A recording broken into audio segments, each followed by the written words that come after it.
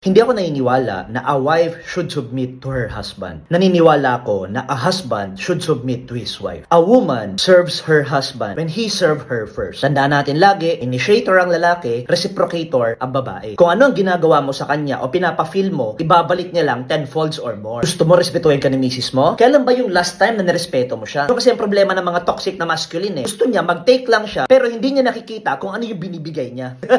Gusto mo maging grateful siya sa pinapasok mong pera sa bahay nyo? When was the last time na trinato mo siya na tao na hindi mo siya sinusumbatan sa mga binibigay mo kay misis mo? Kasi paano ka papasalamatan na sa kada bigay mo ay meron ka laging sinasabi na kesyo wala siyang ambag sa bahay nyo, na kesyo housewife lang siya. Di ba hindi ka rin makaka-function kung wala siya? Pag thank you ka genuinely from your heart, meant it. Magugulat ka, magpapasalamat si misis mo sa'yo sa paycheck na dinadala mo sa bahay nyo. You want her to want you. Pero when was the last time na in-address mo mga concern niya? Dinidismiss mo ba lagi yung mga sinasabi niya? Pinapakinggan mo ba? Kailan ba kayo last na nagkaroon ng deep talk para magkaroon kayo ng emotional connection? Kapag nagsusubmit ang babae sa isang lalaki, it's because he leads her. Nagsiset siya ng example. Role model ba? Ginagawa niya yung tama para gawin mo rin yung tama. Marami kasing lalaki, ginagawa niya yung mali, pero ang gusto niya, gawin sa kanya yung tama. Hipokritong putang ito.